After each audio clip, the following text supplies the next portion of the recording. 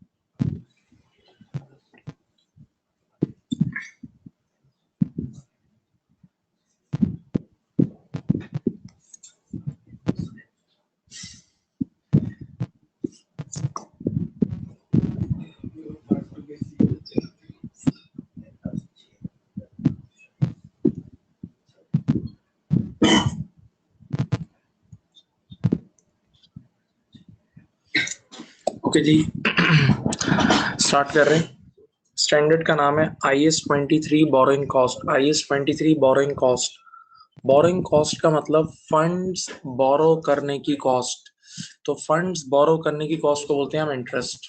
क्या कहते हैं? इंटरेस्ट। देखो आपके सामने लिखा होगा cost of boring funds means interest. तो ये इंटरेस्ट से रिलेटेड आई से इंटरेस्ट सूद से रिलेटेड। अब इंटरेस्ट की डेफिनेशन क्या है आप लोगों ने फाइनेंशियल इंस्ट्रूमेंट में पढ़ी थी। फाइनेंशियल इंस्ट्रूमेंट में आपने याद होगा कि जब हम लोन लेते थे, फाइनेंशियल इंस्ट्रूमेंट में जब हम लोन लेते थे तो उसमें बहुत सारी चीजें इंटरेस्ट के साथ पीएल में जाती थी। याद करो, इशू कॉस्ट भी पीएल में जाती थी, डिस्काउंट भी नाम का डिस्काउंट था, हकीकत में वो भी इंटरेस्ट ही था। रिडेम्पशन प्रीमियम भी नाम का रिडेम्पशन प्रीमियम था, हकीकत में वो भी इंटरेस्ट ही था। याद है? और फिजिकल इंटरेस्ट तो होता ही इंटरेस्ट है। तो अगर अब मैं यहाँ इंटरेस्ट बोलूंगा ना, तो इंटरेस्ट से मुराद EIR। EIR का मतलब याद है? Effective interest rate. Effective interest rate, effective interest rate, सही है। तो अगर हम यहाँ अब इस IS में जहां भी इंटरेस्ट की बात करेंगे ना, इस IS में जहां भी इंटरेस्ट की बात करेंगे, जहां भी इंटरेस्ट की बात करेंगे, तो इसका मतलब ये सब चीजें उसमें शामिल है। डिस्काउंट भी शामिल है, रिडेम्पशन प्रीमियम भी शामिल है, फिजिकल इंटरेस्ट भी शामिल है। यानी हकीकत में ये सब चीजें मिला के इंटरेस्ट बनती है। ठीक है, याद है? हमने फाइनेंशियल इंस्ट्रूमेंट में पढ़ा भी था। तो इंटरेस्ट से मुराद ये सब चीजें हैं। इंटरेस्ट से मुराद ये सब चीजें हैं। अब जरा सोचें, आप लोगों ने बचपन से पढ़ा हुआ है, जब से आप लोग अकाउंटिंग पढ़ रहे हैं, कि हम कभी भी लोन लेते थे तो इंटरेस्ट कॉस्ट पीएल में जाती थी। हम जब भी लोन लेते थे तो इंटरेस्ट कॉस्ट पीएल में जाती थी। ये एंट्री बनती थी, देखो, इंटरेस्ट एक्सपेंस डेबिट और कैश क्रेडिट। हम सब ने बचपन से ये पढ़ा हुआ है कि जब भी हम लोन लेते थे, हम कभी भी लोन लेते थे, तो लोन का जो इंटरेस्ट है वो एक्सपेंस होता था, याद है? और उसकी एंट्री ये बनती थी, क्या बनती थी? इंटरेस्ट एक्सपेंस डेबिट और कैश क्रेडिट।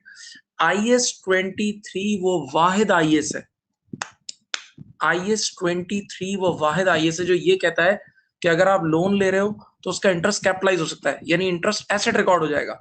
यानी इन अदर वर्ड्स, ये देखो, इधर देखो, आज से पहले आप लोग एंट्री क्या बनाते थे? इंटरेस्ट एक्सपेंस डेबिट और cash credit. Interest expense debit और कैश क्रेडिट, यानी लोन का इंटरेस्ट हमेशा एक्सपेंस होता था। ये वाहिद IS है जो आपको ये अलाउ करता है कि आप इंटरेस्ट कॉस्ट को कैपिटलाइज कर लो, यानी इंटरेस्ट कॉस्ट को एसेट रिकॉर्ड कर लो। देखो, ये इसकी एंट्री बन जाएगी। अब जब आप इंटरेस्ट पे करोगे ना, तो ये एंट्री बनेगी एसेट डेबिट और कैश क्रेडिट। तो बच्चे ने फौरन से सोचना शुरू किया, थिंकिंग प्रोसेस स्टार्ट किया। बच्चे ने कहा ऑब्वियस सी बात है, इसने ऐसे तो नहीं बोला होगा, कोई ना कोई वजह होगी या कोई ना कोई रीजंस होंगी, कोई ना कोई शरायत होंगी। जी बिल्कुल। तो IS 23 क्या कहता है, पढ़ो, देखो मैं सब लिखा हुआ है, आराम आराम से पढ़ो। IS 23 is the only standard allows to capitalise interest cost. Capitalise का मतलब मींस टू रिकॉर्ड एसेट। अब लेकिन कब अलाउ करता है वो उसकी शर्त देख लो, ये इसकी शर्त है। But only allows us to capitalise interest if we have taken loan to make or construct a qualifying asset. अगर हमने क्वालिफाइंग एसेट को बनाने के लिए लोन लिया है, अगर हमने क्वालिफाइंग एसेट को बनाने के लिए लोन लिया है, तो फिर लोन का इंटरेस्ट कैपिटलाइज होगा। अगर हमने क्वालिफाइंग एसेट को बनाने के लिए लोन लिया है, तो लोन का इंटरेस्ट कैपिटलाइज होगा। लोन का इंटरेस्ट क्या होगा? कैपिटलाइज होगा। बच्चे ने कहा सर आपने नया नाम यूज किया, क्वालिफाइंग एसेट। अब ये तो बता दें क्वालिफाइंग एसेट है क्या। तो पढ़ो, क्वालिफाइंग एसेट व्हाट, देखो now question is what is qualifying asset? which takes substantial period of time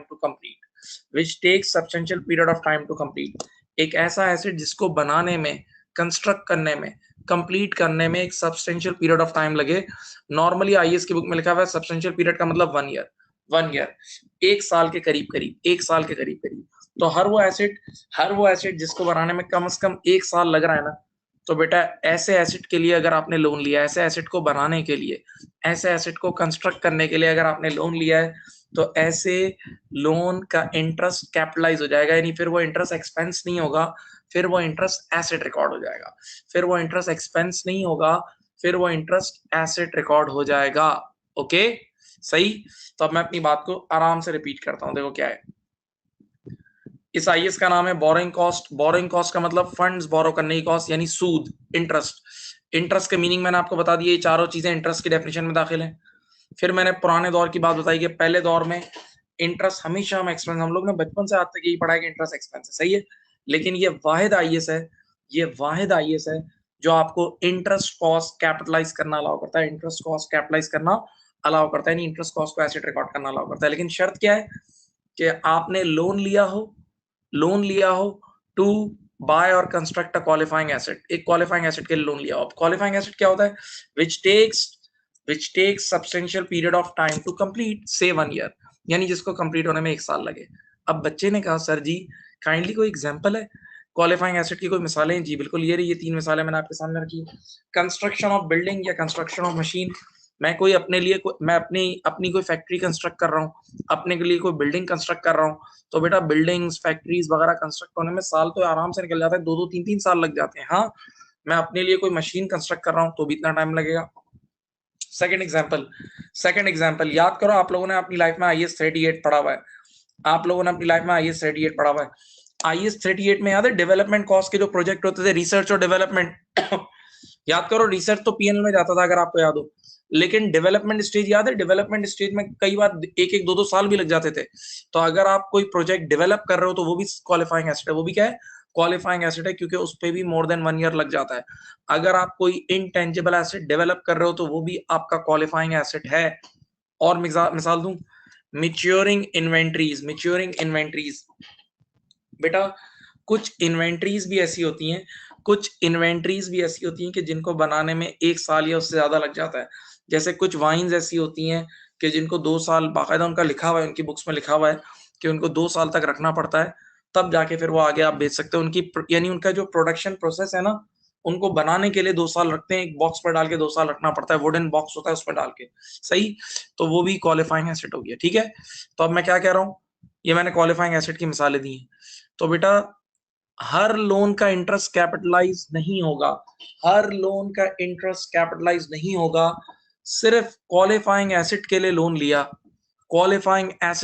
लिया तो उसका इंटरेस्ट कैपिटलाइज होगा। अब देखो मैं तुम्हें समझाने के लिए मिसालें देता हूं। आज मिर्चा वाला इंस्टीट्यूट ने एक एसी खरीदा और उस एसी खरीदने के लिए लोन लिया। सर क्या एसी क्वालिफाइंग एसिड है? ना 1 मिनट में इंस्टॉल हो जाता है। एसी को बनाने में 1 साल थोड़ी लगता है। एसी मिर्चा वाला इंस्टीट्यूट ने खरीदा और 1 मिनट में यूं 2 कीले ठोकेंगे और इंस्टॉल हो जाएगा। तो इसको हमें बनाने में 1 साल तो नहीं लग रहा ना।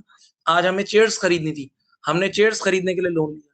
चेयर्स खरीदने का लोन, ये इसका इंटरेस्ट कैपिटलाइज नहीं होगा, क्योंकि चेयर्स क्वालिफाइंग एसिड नहीं है। क्यों? चेयर्स आई और एकदम इंस्टॉल हो जाती है, एकदम तैयार होती हैं। तो चेयर्स को हमें मिर्चा वाला को बनाने में 1 साल थोड़ी लग रहा है। तो क्वालिफाइंग एसिड वो एसिड है जिसको बनाने में, जिसको हम कंस्ट्रक्ट करें, जिसको हम बनाएं तो कम से कम 1 साल लगे, सब्सटेंशियल पीरियड ऑफ टाइम लगे। तो ऐसे एसिड के लिए अगर आपने लोन लिया है, तो उस लोन का इंटरेस्ट कैपिटलाइज होगा, एसिड रिकॉर्ड होगा, उस लोन का इंटरेस्ट कैपिटलाइज होगा, सही है? और बाकी सारे इंटरेस्ट एक्सपेंस आउट होते हैं। ओके, तो अभी बस बेसिक ये बात बताइए। देखो ये आपके सामने सब लिखी हुई है। अच्छा मेरी एक अर्ज सुन लें, अगर कोई लिखना चाहे तो लिख ले, ये सब आपके हैंडआउट में भी लिखा हुआ है। और तवज्जो फरमाइए, मैं एंड में आपको ये ईमेल भी कर दूंगा, अगर बोलोगे तो ईमेल कर दूंगा, तो ये सारी जो चीज मेरे पास लिखी हुई है ये आपके पास भी आ जाएगी। तो एज यू विश।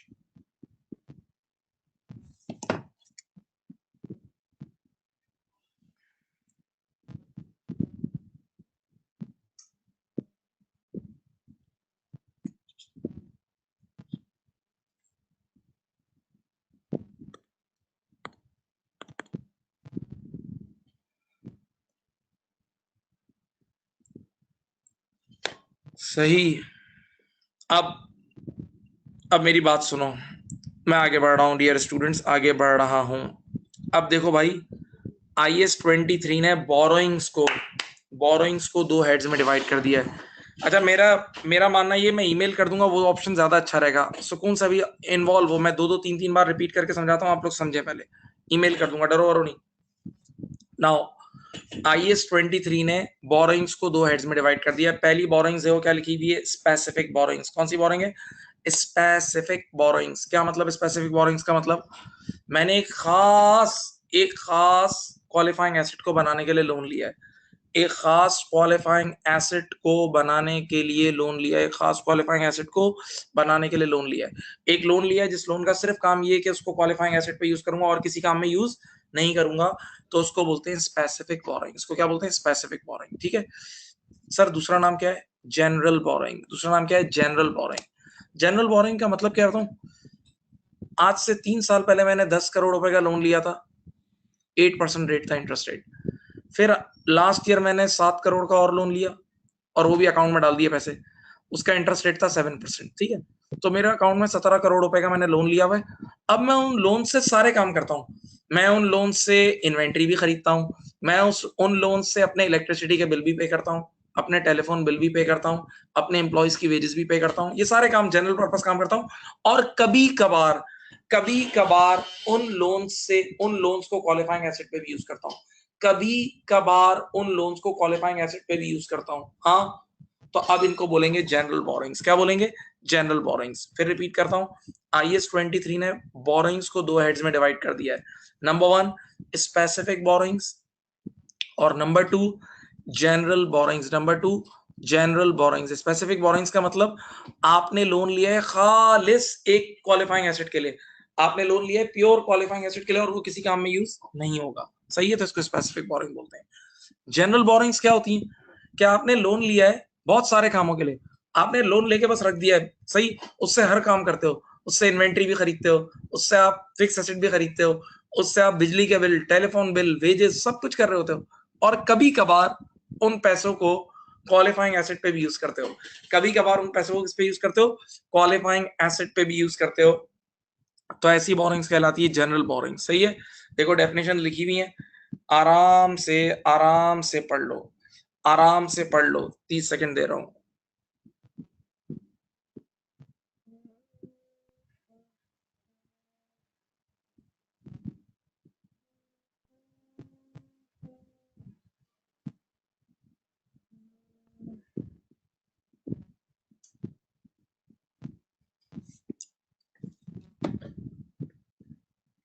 अब डियर स्टूडेंट, हम शुरू कर रहे हैं स्पेसिफिक बोरिंग से। अभी जनरल बोरिंग में अगले आधे घंटे तक बात नहीं करूंगा, ये इंट्रो था। अब स्पेसिफिक बोरिंग्स यहां से मैं शुरू कर रहा हूं, स्पेसिफिक बोरिंग्स यहां से स्टार्ट कर रहा हूं। चलो बिस्मिल्लाह। ट्रीटमेंट ऑफ स्पेसिफिक बोरिंग, ये डब्बा नजर आ रहा है, treatment of specific borings. Treatment of specific borings क्या मतलब? बेटा, क्या चीज आप स्पेसिफिक बोरिंग में कैपिटलाइज करते हो? फॉर एग्जांपल, आपने आज 1 लाख रुपए का लोन लिया है किसी कंस्ट्रक्शन के काम के लिए, आपने 1 लाख रुपए का लोन लिया है कंस्ट्रक्शन के काम के लिए और उसका इंटरेस्ट रेट है 10%। कितना इंटरेस्ट रेट है? 10%, सही है। तो 1 लाख का 10% हो जाएगा 10,000, ये तो आपका टोटल इंटरेस्ट की कॉस्ट आ गई। 1 लाख का 10% कितना हो गया? 10,000 हो गया। फिर मैं बोल रहा हूँ, आपने आज आपको एक बिल्डिंग कंस्ट्रक्ट करनी थी, आपको एक बिल्डिंग कंस्ट्रक्ट करनी थी, उसके लिए आपने खास लोन लिया है 1 लाख रुपए का, सही है, ओके। तो आप सबसे पहले टोटल इंटरेस्ट कॉस्ट आपके ऊपर कितनी आएगी? 1 लाख का लोन लिया है, सूद का रेट है 10%, तो 1 लाख का 10% इज 10,000, सही है। तो ये तो टोटल इंटरेस्ट आ गया। अब जरा प्रैक्टिकली कंस्ट्रक्शन के काम को सोचो, प्रैक्टिकली कंस्ट्रक्शन के काम को सोचो। इधर देखो, कंस्ट्रक्शन के काम के लिए अगर आपने 1 लाख का लोन लिया तो डे वन पे ही तो थोड़ी 1 लाख रुपए लगा दोगे। प्रोजेक्ट पे डे वन पे 1 लाख रुपए कोई नहीं लगाता, शुरू में 70,000 या 60,000 इतने लगते हैं, नहीं कुछ पैसे लगते हैं ताकि ग्राउंड फ्लोर बनना शुरू हो जाए। तो अब मैंने लोन लिया था 1 लाख और इनिशियली प्रोजेक्ट में मैंने लगाया 70,000 और बाकी कुछ पैसे मुझे 3-4 महीने बाद लगाने थे। तो बाकी जो 30-40 हजार रुपए बच गए थे ना, वो मैं अपने जेब में रख के नहीं बैठूंगा। जो 30-40 हजार रुपए बच गए थे वो मैं अपने जेब में रख के नहीं बैठूंगा, बल्कि याद रखना वो मैं शॉर्ट टर्म में इन्वेस्ट कर दूंगा, मैं उसे शॉर्ट टर्म में इन्वेस्ट कर दूंगा। इसको बोलते हैं temporary investment income, temporary investment income. तो अब लेटेस्ट से सुनो, ये जो मैंने शॉर्ट टर्म में इसको लगाए थे ना पैसे, जो मेरे पास फारिग पड़े थे, तो टेम्पररी इन्वेस्टमेंट इनकम मेरे पास आ गई 500 रुपए की। कितनी आ गई? 500 रुपए की। अब बिग पिक्चर सोचो, बिग पिक्चर, मुझे बैंक को इंटरेस्ट देना है 10,000 रुपए का और उसी इंटरेस्ट से मैंने 500 रुपए कमा लिए हैं, तो मेरी नेट कॉस्ट कितनी आ गई? मेरी नेट अल्टीमेटली मेरी नेट कॉस्ट इस पूरी कितनी है? 9,500। तो जो मेरी नेट कॉस्ट होगी ना, नेट कॉस्ट, वो नेट कॉस्ट यहाँ कैपिटलाइज हो जाएगी, जो मेरी नेट कॉस्ट होगी वो यहाँ कैपिटलाइज हो जाएगी। तो देखो फॉर्मूला क्या है, इंटरेस्ट कॉस्ट ऑफ लोन, यानी जितना भी इस साल का इंटरेस्ट है वो ऊपर लिखना, लेस, देखो एक नाम लिखा है टेम्पररी इन्वेस्टमेंट इनकम। ये टेम्पररी इन्वेस्टमेंट इनकम कैसे आई? क्योंकि डे वन पे पूरे के पूरे 1 लाख रुपए नहीं लगाए, डे वन पे कंप्लीट 1 लाख नहीं लगाए, बल्कि कुछ पैसे बच गए थे, क्योंकि कंस्ट्रक्शन के काम में एक साथ पूरा पैसा नहीं लगता, आहिस्ता आहिस्ता लगता है ना। तो जो पैसे बच गए थे वो मैंने शॉर्ट टर्म में इन्वेस्ट कर दिए, वो मैंने शॉर्ट टर्म में क्या कर दिए? इन्वेस्ट कर दिए, तो वहां से टेम्पररी इन्वेस्टमेंट इनकम आ गई, ठीक है। तो अब सोचो, मेरी 10,000 रुपए की इंटरेस्ट कॉस्ट है और 500 रुपए की टेम्पररी इन्वेस्टमेंट इनकम है, तो 9,500 की जो बोरिंग कॉस्ट है वो मैं कैपिटलाइज कर लूंगा, वो मैं एसेट कर लूंगा, क्योंकि हकीकत में my net cost is 9,500, in reality my net cost is 9,500। अब इस पर मैं एक एग्जांपल देता हूं, जो मैंने बोला है मैं वापस से बता रहा हूं इस एग्जांपल में। चलो ये देखो, ये एक एग्जांपल आ गई। यू हैव, देखो ये एक एग्जांपल आई, आराम से देखो, ये देखो, you have taken loan of 1 lakh with, ये 10% जो है ना, आई है, देखो ये आई है, I is equal to 10%, interest rate है 9% per annum. You have taken loan of $1 lakh with I is equal to 10% for a qualifying asset. देखो याद रहे, क्वालिफाइंग एसेट के लिए लोन लिया है तभी IS-23 अप्लाई होगा, क्वालिफाइंग एसेट के लिए लोन लिया है तभी IS-23 अप्लाई होगा, सही। But initially the project wanted 70,000, आपने लोन लिया 1 लाख का, हाँ, एक क्वालिफाइंग एसेट का मतलब एक स्पेसिफिक एसेट के लिए लोन लिया, तो दिस इज स्पेसिफिक बोरोइंग्स, ठीक है। लेकिन इनिशियली प्रोजेक्ट में सिर्फ 70,000 रुपए लगाए, बाकी 30,000 रुपए कुछ महीने के लिए बचे हुए थे। सो यू, पढ़े देखें, so you invested remaining funds for short term, आपने ऐसे ही उन रिमेनिंग फंड्स को शॉर्ट टर्म में लगा दिया ताकि कुछ मिल जाए, पैसे को जेब में रख के तो नहीं बैठेंगे ना। and you earn and you earn short term temporary income of 800, and you earn short term temporary income of 800, सही। अब आप खुद सोचो, रिक्वायरमेंट में मांग रहा है capitalise borrowing cost, capitalise borrowing cost, question को 30 सेकंड दे रहा हूं, फिर एक बार पढ़ लें खुद से, क्वेश्चन को अच्छी तरह पढ़ें।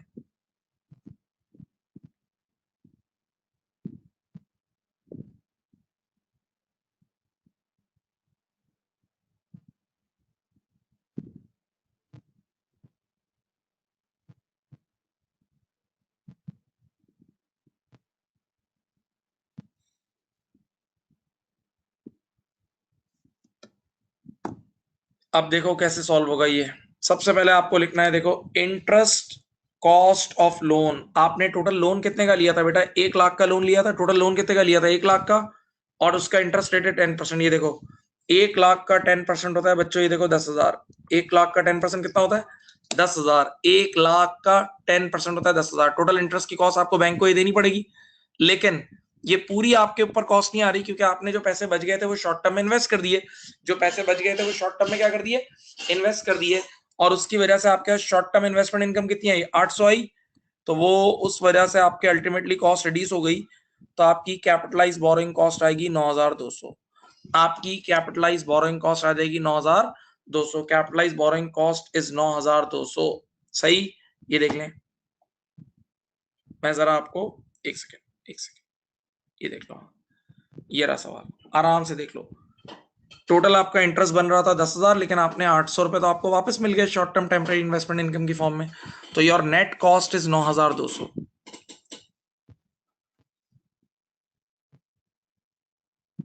सही।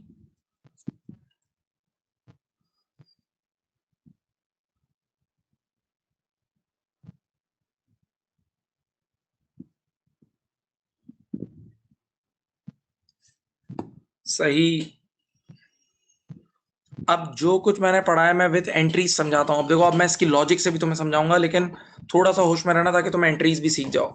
देखो, मैं इसी सवाल की एंट्रीज बना के तुम्हें समझाता हूं। देखो, सुनो सुनो सुनो, बताओ बताओ, जो मैंने मैनुअली कराया विदाउट एंट्रीज, उसमें हमारा नेट एसेट कितना है, 9,200, 9,200 का इंटरेस्ट कैपिटलाइज होगा, मतलब 9,200 का अल्टीमेटली एसेट बुक होगा, 9,200 का इंटरेस्ट कैपिटलाइज होगा, इसका मतलब 9,200 का क्या बुक होगा, एसेट बुक होगा। अब सुनो, अब देखो ये एंट्रीज से समझाता हूं। ये मैंने क्या लिखा है, इन पास्ट, यहां लिखा है इन पास्ट का मतलब नो IS-23, यहां IS-23 अप्लाई नहीं हो रहा। देखो, विदाउट IS-23, आज से पहले तुम क्या करते थे, अब देखो मैं लॉजिक दे रहा हूं तुम्हें, आज से पहले जब ये क्वालिफाइंग एसिड वगैरह कुछ नहीं होता था, तुमने ये IS नहीं पढ़ा था, तो तुम कभी भी लोन लेते थे, तुम कभी भी लोन लेते थे तो उसका इंटरेस्ट एक्सपेंस होता था ना, याद है, तुम कभी भी लोन लेते थे तो उसका इंटरेस्ट पीएनएल में जाता था, तुम कभी भी लोन लेते थे तो उसका इंटरेस्ट पीएल में जाता था। तो जब लोन का इंटरेस्ट पीएल में जाता था, तो उस लोन से कमाई हुई short term temporary investment income भी पीएल में जाती थी। तो देखो नीचे भी पीएल में जाता था, देखो इधर देखो, आज से पहले जब IS-23 तुमने नहीं पढ़ा था, याद करो बेटा अपना पुराना, आज की क्लास से पहले सोच लो, तो कभी भी लोन लेते थे तो उसका इंटरेस्ट एक्सपेंस होता था ना, तो इंटरेस्ट भी पीएल में जाता था और short term temporary investment income भी पीएल में, तो मैचिंग हो जाती थी पीएनएल में, पीएनएल पीएनएल मैच हो रहा है, देखो यहां भी पीएनएल, यहां भी पीएनएल, देखो पीएनएल पीएनएल मैच हो रहा है, लेकिन आज IAS 23 पढ़ने के बाद, अभी जो आपने IAS 23 पढ़ा है उसमें आपने ये पढ़ा है कि अब इंटरेस्ट कॉस्ट कैपिटलाइज होगी। इंटरेस्ट कॉस्ट क्या होगी? तो जब इंटरेस्ट कॉस्ट, ये देखो पीपी में जा रही है, इंटरेस्ट कॉस्ट एसेट रिकॉर्ड हो रही है। जब इंटरेस्ट कॉस्ट एसेट रिकॉर्ड हो रही है, फिर बोल रहा हूं, जब लोन का इंटरेस्ट एसेट रिकॉर्ड हो रहा है, तो उसी लोन से जो short term temporary investment income है वो भी एसेट के सामने क्रेडिट होगी, वो भी एसेट के सामने क्रेडिट होगी। तो देखो बेटा, एक बार एसेट 10,000 से डेबिट हो रहा है और एक बार 800 से क्रेडिट हो रहा है, तो अल्टीमेटली 9,200 की पीपी नहीं आ गया? अल्टीमेटली 9,200 का पीपी नहीं आ गया? तो देखो जो काम तुमने, ये देखो जो काम तुमने यहाँ स्टेटमेंट की फॉर्म में किया है, देखो जो काम तुमने स्टेटमेंट की फॉर्म में किया है उसी काम की ये डबल एंट्रीज है। देख लो, जो काम तुमने ऊपर स्टेटमेंट की फॉर्म में किया है, नीचे उसी काम की आपकी खिदमत में प्यारे बच्चों डबल एंट्रीज हैं।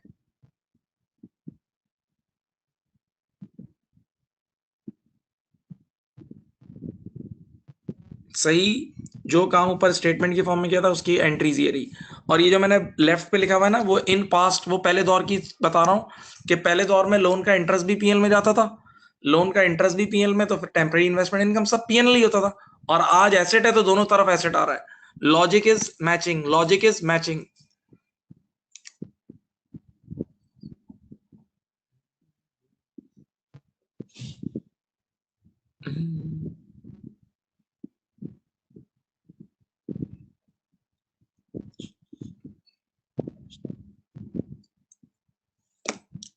सही।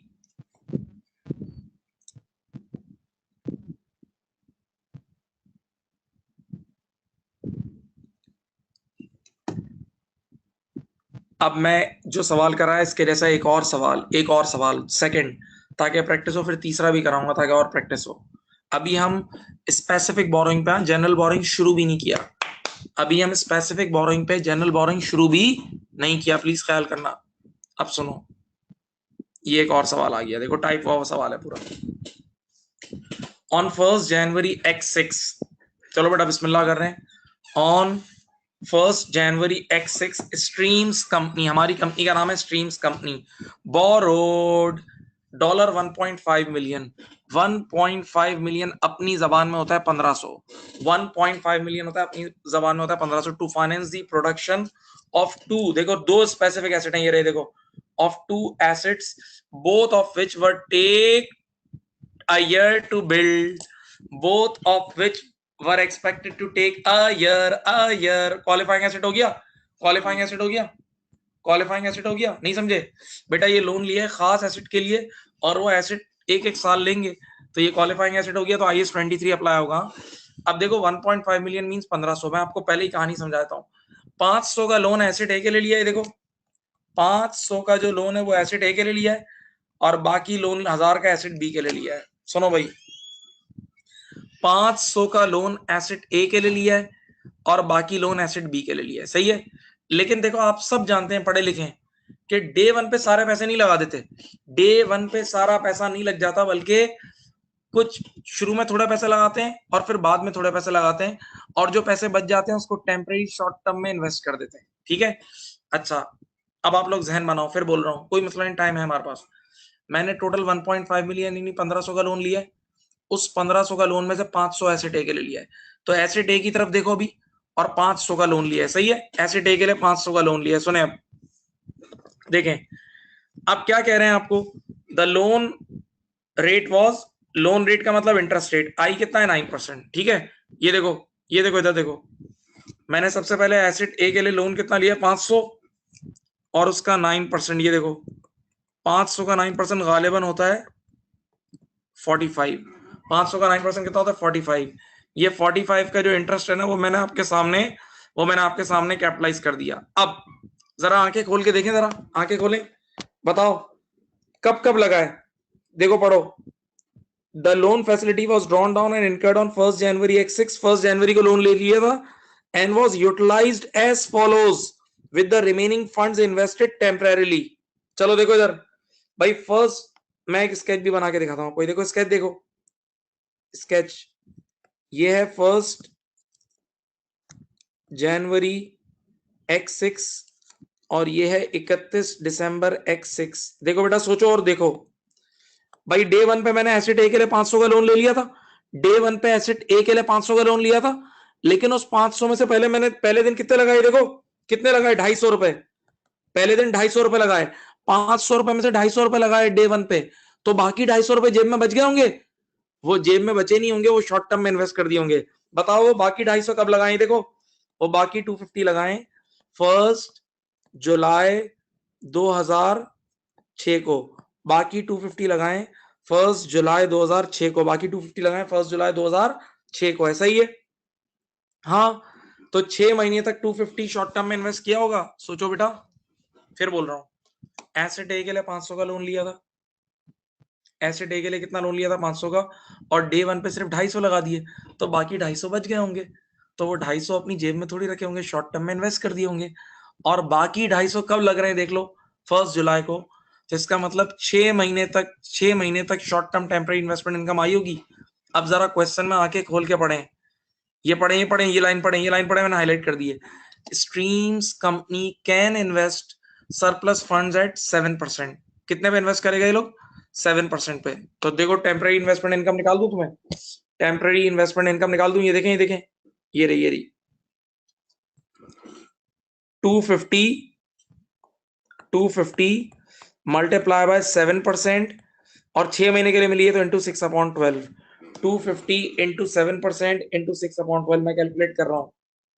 250 इंटू 7% इंटू 6/12, 8.75, 8.75, ये आ गई 8.75। देखो यहां देखें, 45 में से 8.75 निकाल दो, 45 में से 8.75 निकाल दो, ये कितना आ जाएगा?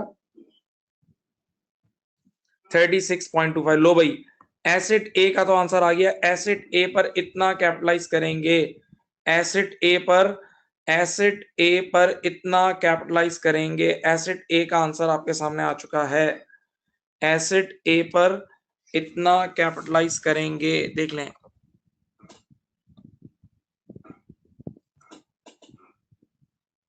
हाँ जी, नजर आ रहा है? देख लो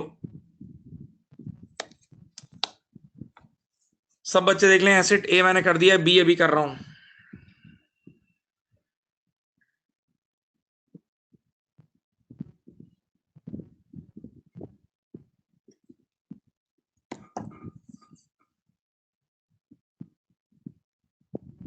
अब मैं आप लोगों को 2 मिनट दे रहा हूं, जरा बी के लिए आप लोग मुझे करके दें। चलें, जहां भी बैठे हुए वहां बी करके दें, बी करके दें। बी भी ऐसी ही कहानी है, चलो मैं तुम्हें हिंट दे रहा हूं, ऐसा ही कुछ स्टोरी है बी की भी।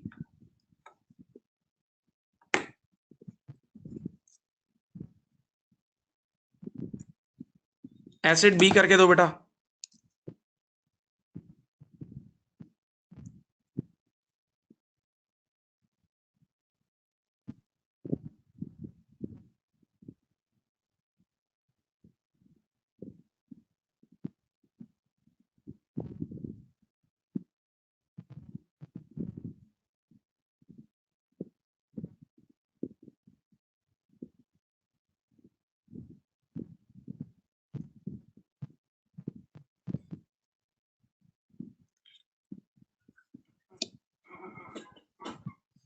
एसिड बी करके दो।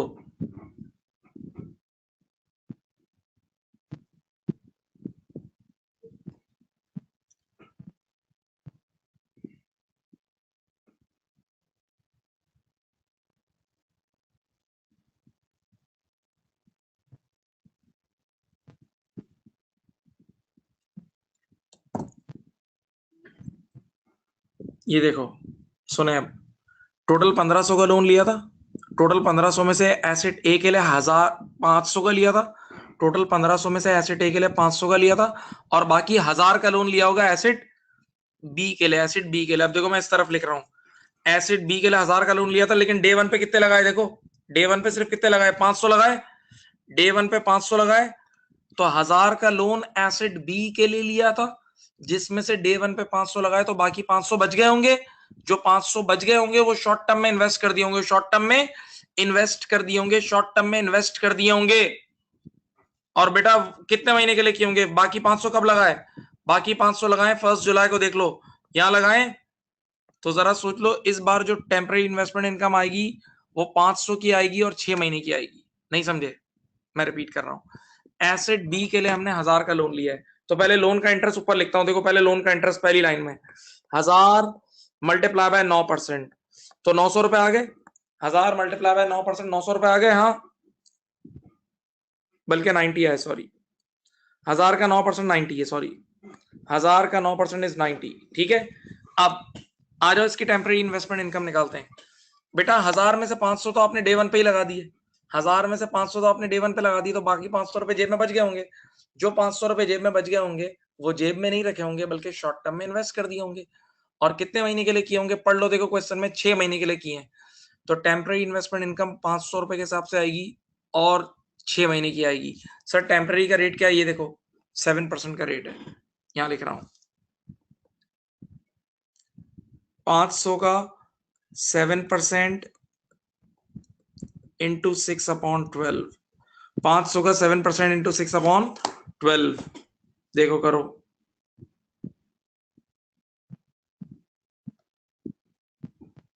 ये हो जाएगा 17.5, 17.5।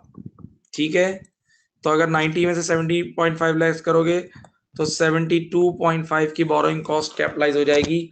72.5 की बोरोइंग कॉस्ट कैपिटलाइज हो जाएगी। ओके, ये आपके सामने एक क्वेश्चन पूरा सॉल्व हो चुका है।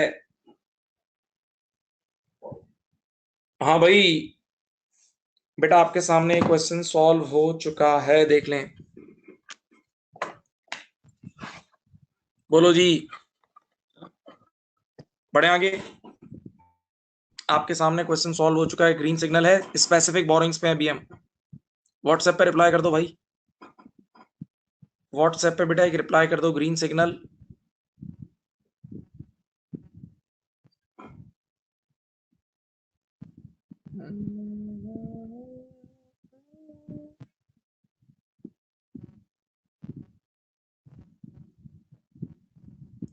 चलो अब मैं आगे बढ़ रहा हूं आपकी जांच से। अब इस आईएएस की थोड़ी और थ्योरी पढ़ाता हूं, इन्वॉल्व होना, मजेदार थ्योरी है, please please please please please. देखो ये आईएएस के 3 इश्यूज हैं, ये 3 इश्यूज हैं। देखो मैंने येलो हाइलाइटर यूज किया हुआ है। बेटा एक मसला है, ये ऐसा, सिर्फ सोचो आप लोग मेरे साथ, हम सब मिलके सोचते हैं। ये एक ऐसा आईएएस है जिसने इंटरेस्ट को एक्सपेंस के बजाय एसेट रिकॉर्ड करना अलाउ कर दिया है। तो एक चीज जो हकीकत में हमारा एक्सपेंस होता है वो एसेट बुक हो जाएगा अगर ये आईएएस का गलत इस्तेमाल हुआ तो। बेटा इस आईएएस का अगर आपने इस्तेमाल करना शुरू कर दिया ना, तो अब इंटरेस्ट एक्सपेंस नहीं बल्कि इंटरेस्ट एसेट बन जाएगा। तो सोचो अगर इंटरेस्ट एक्सपेंस बुक होता था तो अभी अभी मेरे पीएनएल को, मेरे प्रॉफिट को हिट करता था, अब वो एसेट बुक हो जाएगा। तो लोग इस आईएएस का गलत इस्तेमाल भी करेंगे। तो स्टैंडर्ड ने आईएएस 23 ने इसकी थ्योरी दी है, यानी हमें बताया है कि कैपिटलाइजेशन का अमल, यानी बोरोइंग कॉस्ट कैपिटलाइजेशन किस दिन से शुरू होगी, वो दिन भी तो बताया है कि बोरोइंग कॉस्ट की कैपिटलाइजेशन किस दिन से शुरू होगी। तो पहला टॉपिक जो मैं आपको पढ़ा रहा हूं उसका नाम है, ये पढ़ो, commencement of capitalisation. Commencement of capitalisation का मतलब वो कौन सी सुबह या कौन सी शाम होगी जिस दिन से बोरोइंग कॉस्ट कैपिटलाइज होना शुरू हो जाएगी, जिस दिन से बोरोइंग कॉस्ट कैपिटलाइज होना शुरू हो जाएगी। सही है, तो उसके लिए ये 3 शर्तें, ये पढ़ो ए बी सी। ये 3 शर्तें आप मीट करोगे तब तब उस एक साथ जब ये 3 शर्तें मीट होंगी, एक साथ जब ये 3 शर्तें मीट होंगी तो उस दिन से फिर बोरोइंग कॉस्ट कैपिटलाइज होना शुरू होगी, उस दिन से फिर बोरोइंग कॉस्ट कैपिटलाइज होना शुरू होगी। नंबर 1 पढ़ो पहले, कंपनी हैज स्टार्टेड कंस्ट्रक्शन, यानी कंपनी ने काम शुरू कर दिया हो। काम जरूर देखेगा ऑडिटर, सिर्फ लोन लेके बैठना नहीं है, लोन लेके बैठना नहीं है बल्कि पैसे लगाने काम शुरू करना है। तो company has started construction, company has started working on that asset, तो ये पहली शर्त है। सही है।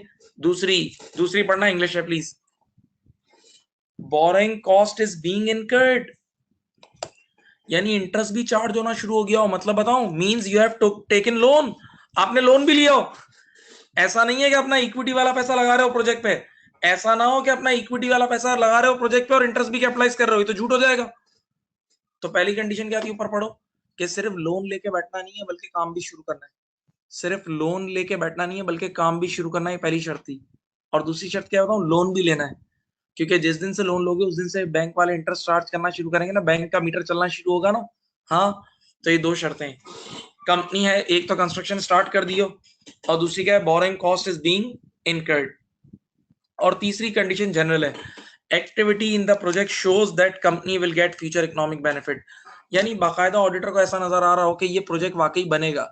जैसे प्लानिंग परमिशन वगैरह मिल गई हो, अगर कंस्ट्रक्शन का काम है तो प्लानिंग परमिशन वगैरह ऑब्टेन कर लियो, ताकि उससे नजर आ रहा हो कि वाकई ये प्रोजेक्ट बनेगा, वाकई ये प्रोजेक्ट बनेगा, वाकई ये प्रोजेक्ट बनेगा। ओके, तो बेटा ये तीन शर्तें मीट होंगी ना, तो उस दिन से हम फिर बोरिंग कॉस्ट कैपिटलाइज करना शुरू करेंगे, तीन शर्तें। और इस टॉपिक का नाम क्या है, इसकी थ्योरी क्या है, commencement of capitalization, commencement of capitalization, commencement of capitalization। अब दूसरा टॉपिक, थ्योरी का पहला टॉपिक था, ये अब दूसरा, suspension, suspension of capitalisation, suspension of capitalisation. Suspension का मतलब क्या, आपने देखा है कई बार वो पुलिस इंस्पेक्टर्स को कुछ दिनों के लिए सस्पेंड कर देते हैं, कुछ दिनों के लिए रोक देना। तो सस्पेंशन का मतलब कैपिटलाइजेशन का अमल कुछ दिनों के लिए रोक देना। अब देखो ये पढ़ो, sometimes project is suspended for a period of time, then for that period of time you can't यानी you can not capitalize borrowing cost. सुनो मेरी तरफ देखो भाई, मैंने एक प्रोजेक्ट शुरू किया, सामने देखें, मैंने एक प्रोजेक्ट शुरू किया, सारी शर्तें मीट हो गई, तो मैंने अब जो भी लोन लिया था ना उसका इंटरेस्ट मैं कैपिटलाइज कर रहा था, कर रहा था, कर रहा था, कर रहा था। 6 महीने गुजरे, अचानक से प्रोजेक्ट रुक गया। 6 महीने गुजरे लेकिन अचानक से प्रोजेक्ट क्या हो गया, रुक गया। अचानक से प्रोजेक्ट रुक गया, अचानक से प्रोजेक्ट रुक गया, सही। तो अब जितने महीने के लिए प्रोजेक्ट रुका रहेगा ना, उतने महीने का इंटरेस्ट डायरेक्ट पीएनएल में जाएगा, उतने बीच के महीने जितने महीने सस्पेंड हुआ, यानी जितने महीने काम रुक गया, जितने महीने काम रुक गया, उतने महीने का इंटरेस्ट डायरेक्ट पीएनएल में जाएगा, उतने महीने का इंटरेस्ट डायरेक्ट कहां जाएगा, वो कैपिटलाइज नहीं होगा। चलो फिर पढ़ो, इंग्लिश पढ़ो।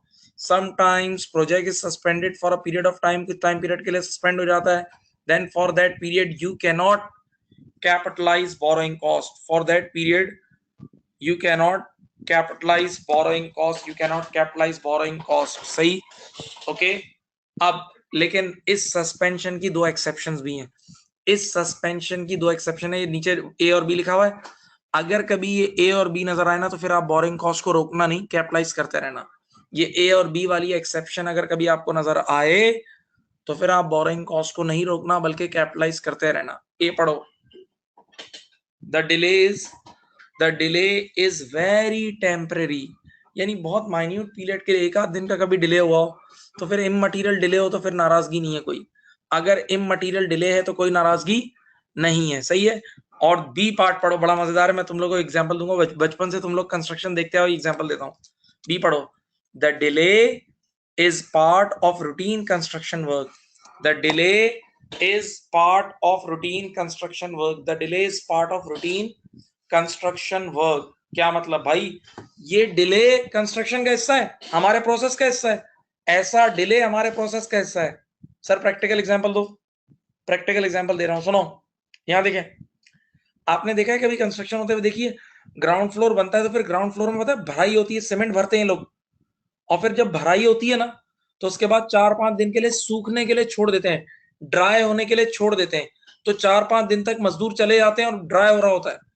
तो ये जो 4-5 दिन काम नहीं हो रहा होता ना, ये प्रोसेस का हिस्सा है, ये हमारे इस प्रोडक्शन प्रोसेस का हिस्सा है, इसमें कोई गलत बात नहीं है। तो इसकी वजह से आप बोरिंग कॉस्ट को सस्पेंड नहीं कर देना, यानी एसेट रिकॉर्ड होगा, सही। तो फिर पढ़ लो ये पॉइंट नंबर 2। पॉइंट नंबर 2 क्या था, सस्पेंशन। अगर बीच में आपका प्रोजेक्ट रुक गया, अगर बीच में आपका प्रोजेक्ट रुक गया तो आपको बोरिंग कॉस्ट कैपिटलाइज करना भी रोकना होगा, बीच के अरसे के लिए बोरिंग कॉस्ट कैपिटलाइज नहीं होगी जितने अरसे के लिए रुक गया है। लेकिन बेटा ये दो एक्सेप्शन है आपके सामने, देख लें, ये दो एक्सेप्शन आपके सामने है।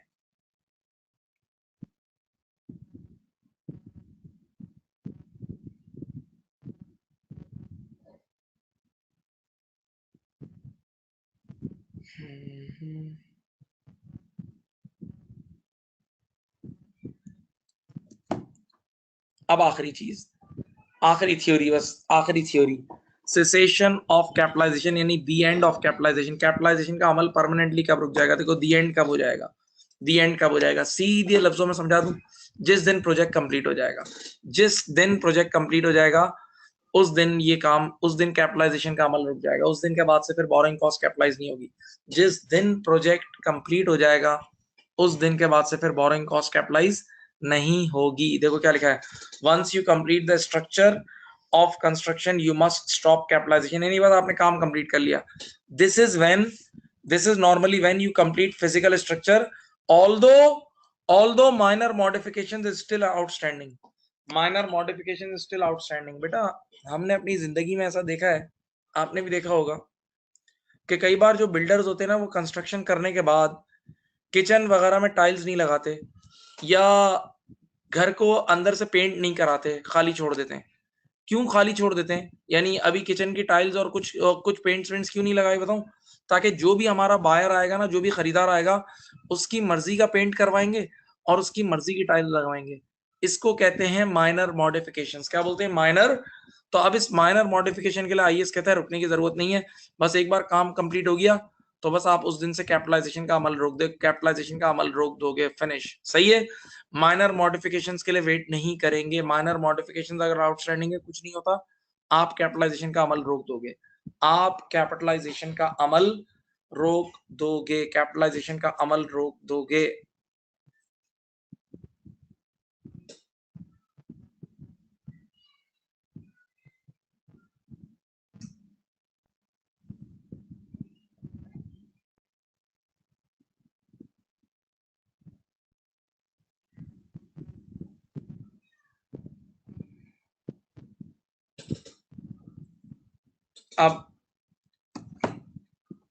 अब बेटा मैं एक पास्ट पेपर करता हूँ। हिस्ट्री में एक ही बार ये पास्ट पेपर आया था। ये एक ऐसा आईएएस था, पहले सुनो मेरी बात, कि ये 17 साल तक नहीं आता था। एक बार ये 2010 में अचानक से आया था, 10 मार्क के करीब आया था कुछ। सही है। वो पास्ट पेपर मैंने अपने इसमें कॉपी भी किया हुआ है, आपके हैंडआउट में भी है, लेकिन आप इसी पे देख लेना। अगर हो सके ना तो एक मैं बताता हूँ, अभी जो मैं पास्ट पेपर तुम्हारे सामने लाऊं उसकी एक पिक्चर खींच लो ताकि मोबाइल में भी आ जाए एक बार। सही है। मैं पास्ट पेपर तुम्हारे सामने कर रहा हूँ। थ्योरी में मैंने 3 बातें बताई हैं। देखो, एक पहला टॉपिक क्या पढ़ा है? कमेंसमेंट, कि शुरू कब होगी, उसकी 3 शर्तें। सस्पेंशन, बीच में कभी कभार सस्पेंड भी हो जाती है। और तीसरी चीज क्या बताई? सेसेशन, यानी दी एंड ऑफ कैपिटलाइजेशन, जब काम कंप्लीट हो जाएगा। सही है। ये बातें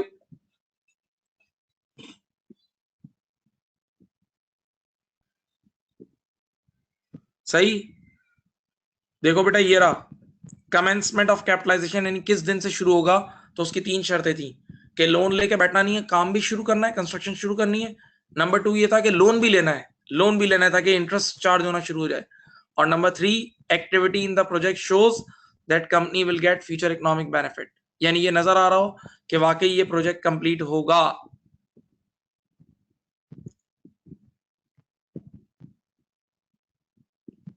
अब देखो, मैं तुम्हारे सामने एक पास्ट पेपर लेकर आ रहा हूं जवानों। सब पास्ट पेपर का नाम है एपेक्स, पास्ट पेपर का नाम है एपेक्स। ये रहा, तुम्हारे सामने नजर आ रहा होगा। पास्ट पेपर का नाम है एपेक्स। अगर तुम इसकी तस्वीर खींचना चाहो तो खींच लो, ये तुम्हारे हैंडआउट में भी होगा, ये तुम्हारे हैंडआउट में भी होगा।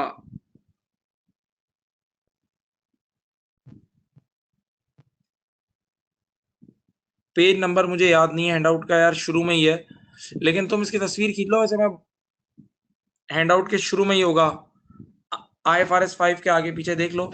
शुरू के 15, 20 या 25 पेज टर्न करने के बाद मिलेगा कहीं, याद नहीं है मुझे भी, मेरे पास हैंडआउट नहीं है बेटा राइट नाउ इधर।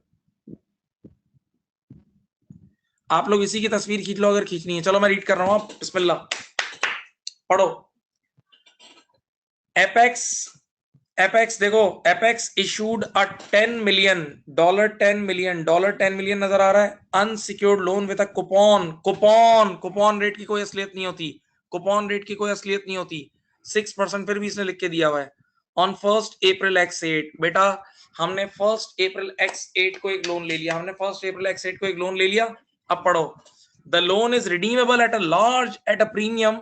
लोन जब एंड में रीपे होगा ना कई साल बाद, तो बहुत बड़ा रिडेम्पशन प्रीमियम भी होगा। याद करो, फाइनेंशियल इंस्ट्रूमेंट याद है? तो which means the loan interest is an effective finance cost of 7.5%। बेटा इफेक्टिव इंटरेस्ट रेट असल होता है। याद करो, जो तुम लोग इंटरेस्ट कैलकुलेट करते थे, अभी अभी ताजे ताजे फाइनल अकाउंट पढ़े जवानों, तुम लोगों ने फाइनल अकाउंट अभी अभी पढ़े, तो जो तुम लोग इफेक्टिव इंटरेस्ट रेट, जो तुम लोग effective interest rate calculate, effective interest rate के थ्रू याद है इंटरेस्ट कैलकुलेट करते थे। तो 6% असल रेट नहीं है, 7.5% असल रेट है।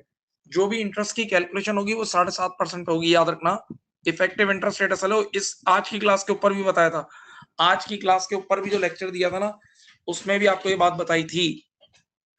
अब पढ़ो आगे, अब तुम्हें IAS 23 इंशाल्लाह नजर आएगा। The loan was specifically issued to finance the building.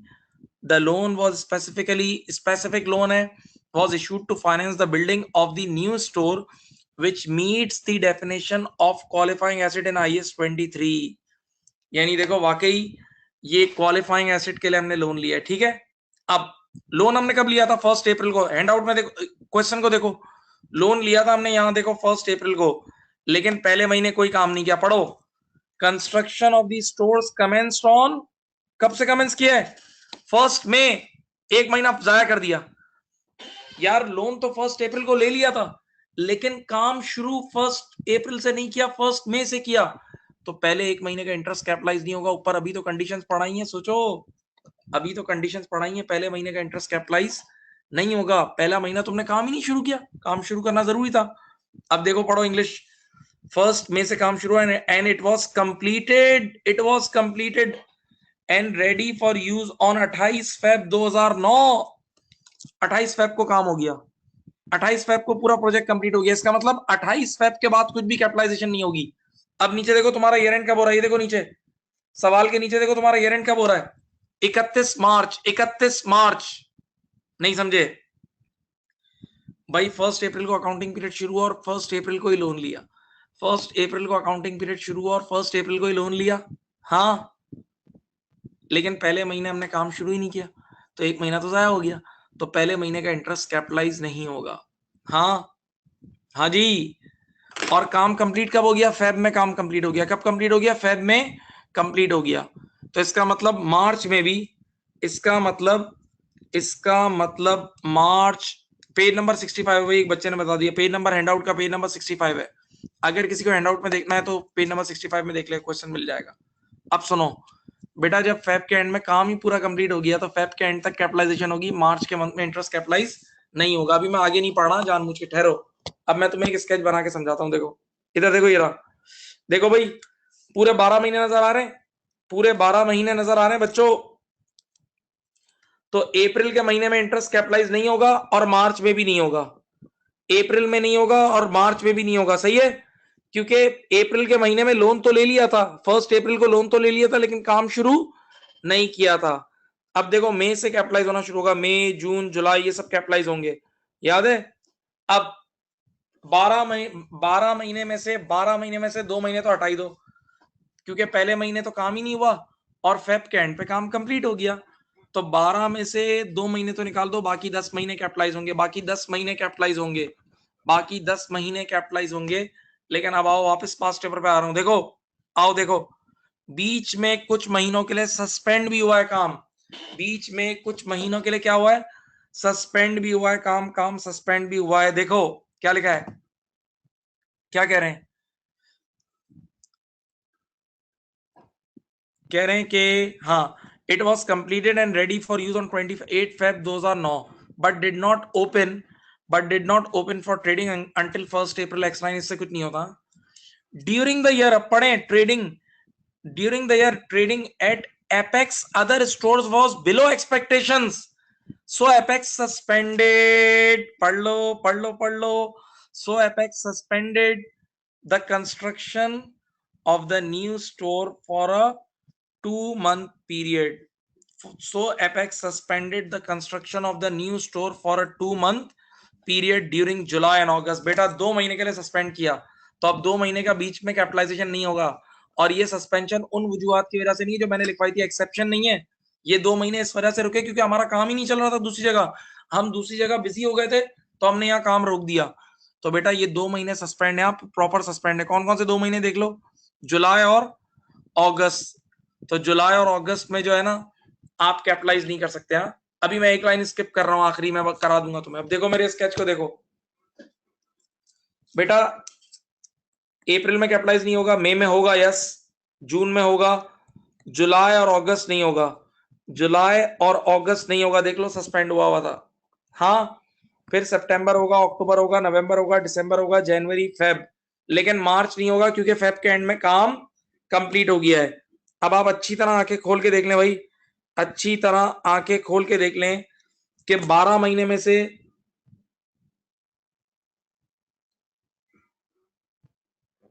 12 महीने में से 4 महीने देख लो मैंने माइनस कर दिए हैं। अप्रैल और मई पहले माइनस करा था, और जुलाई और अगस्त में सस्पेंड हुआ था। सस्पेंड किसी भी वजह से हो जाए बेटा, सस्पेंड किसी भी वजह से हो जाए, बस ऊपर जो एक वजह नहीं लिखी थी कि हमारे प्रोसेस का पार्ट ना हो, प्रोसेस का वो जो भराई की एग्जांपल दी थी, ठीक है। तो बेटा 12 महीने में से 4 महीने निकाल दो, 4 महीने का इंटरेस्ट कैपिटलाइज नहीं होगा, सिर्फ 8 महीने का इंटरेस्ट कैपिटलाइज होगा, सिर्फ 8 महीने का इंटरेस्ट कैपिटलाइज होगा, सही है। अब बच्चे ने कहा पहले इंटरेस्ट निकाल के दो, देखो ऊपर लोन कितने का था, ऊपर देखो लोन कितने का था, 10 मिलियन का लोन था, यानी 10,000 का लोन था, 10 मिलियन यानी 10,000 का लोन था, और इफेक्टिव रेट कितना था 7.5%। 10 मिलियन का लोन था और इफेक्टिव रेट था 7.5%। आ जाओ नीचे देखो, आओ बेटा, देखो 10,000 का लोन था और रेट कितना था 7.5%। 10,000 का लोन इंटू 7.5% कितना होता है 750, यही है। 10,000 का लोन है और 7.5% कितना होता है बोलो, 7.5% होता है 750। 7.5% कितना होता है 750। हाँ जी, ऐसा ही है। अब बताओ, ये 750 पूरे साल का इंटरेस्ट आ गया है भाई, 7.5% पर एनम, तो 750 पूरे साल का है। अब जरा इसको 8/12 कर लो, 750 इंटू 8/12 कितना होता है 500। ये हो जाएगा कैपिटलाइज्ड, ये हो जाएगा कैपिटलाइज्ड। हाँ भाई, और बताओ कितने महीने का पीएल में जाएगा, 4 महीने का, तो इंटू 4/12, ये ये पीएनएल में चले जाएगा। पीएनएल ईयर एंडेड 31 मार्च 09। बेटा 750 इंटू 4/12 250 पीएनएल में जाएगा एक्सपेंस, 250 पीएनएल में जाएगा एक्सपेंस। देख लो ये एसेट है, ये एसेट है। बच्चों आंखें खोल के देख लो, 12 महीने में से 12 महीने में से 4 महीने का इंटरेस्ट कैपिटलाइज नहीं हुआ। सुनो भाई, 12 महीने में से 4 महीने का इंटरेस्ट कैपिटलाइज नहीं हुआ क्योंकि कंडीशन मीट नहीं हुई। अप्रैल के महीने में काम ही शुरू नहीं किया था, और फेब के एंड में जब काम कंप्लीट हो गया तो मार्च में कैपिटलाइज नहीं होगा, तो अप्रैल और मार्च क्यों निकाल दिए, और बीच में 2 महीने सस्पेंड भी हुआ था, तो टोटल 4 महीने खारिज, 4 महीने आउट, तो बाकी 8 महीने का इंटरेस्ट कैपिटलाइज होगा, 8 महीने का इंटरेस्ट कैपिटलाइज होगा।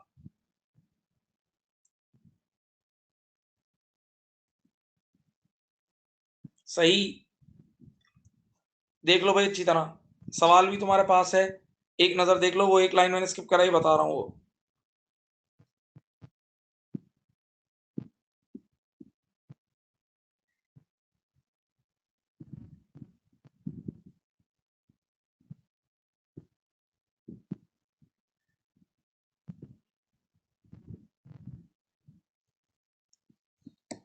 सही है जी।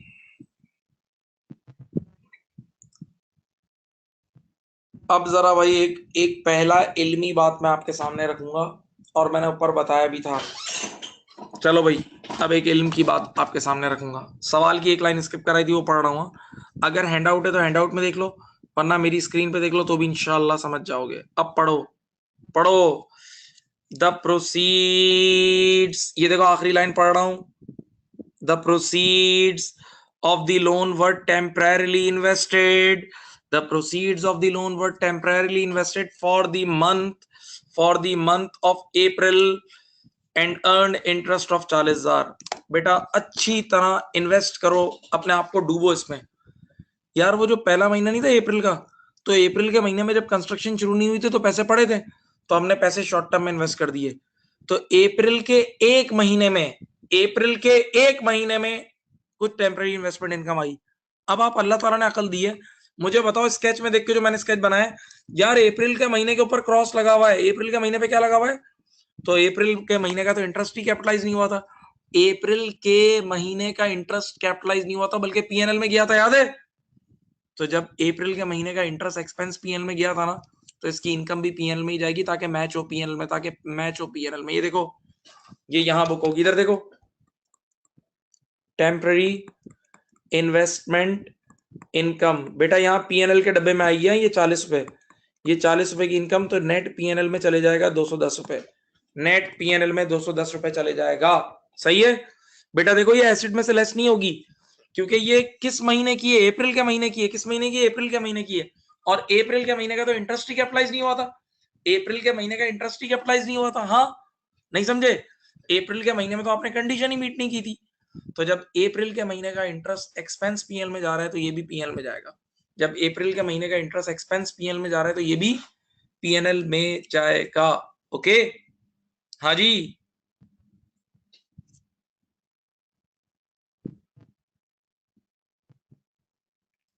देख लो भाई, ये क्वेश्चन पूरा सॉल्व हो चुका है, ये क्वेश्चन पूरा सॉल्व हो चुका है, आपके सामने है।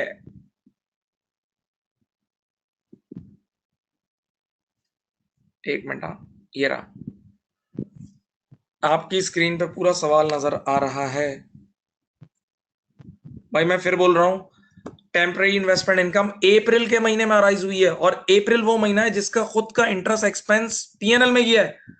तो जब इंटरेस्ट पीएनएल में गया है, जब इंटरेस्ट एक्सपेंस पीएनएल में गया है, तो short term temporary investment income भी पीएनएल में जाएगी, ताकि मैच हो। मैचिंग रीजन था ना, ऊपर एंट्रीज बना के समझाया था ना, याद है? ऊपर एंट्रीज बना के, और अगर इंटरेस्ट कैपिटलाइज हो रहा है और इंटरेस्ट एसिड रिकॉर्ड हो रहा है, तो उसकी टेम्पररी इन्वेस्टमेंट इनकम भी एसिड के सामने कैंसिल होगी, वो फिर वो भी एसिड के सामने कैंसिल होगी।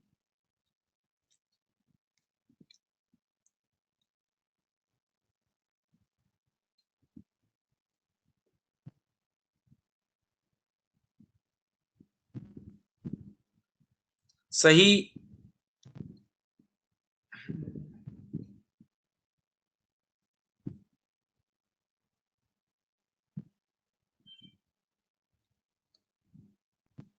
आप लोगों ने कॉपी तो नहीं करना बेटा? हाँ भाई,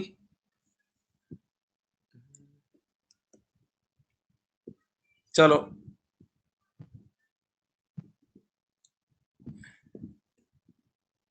चलो, मैं 1-2 मिनट दे रहा हूँ, कॉपी कर लो, किसी ने करना है तो ये रहा, किसी ने करना है कॉपी कर लो।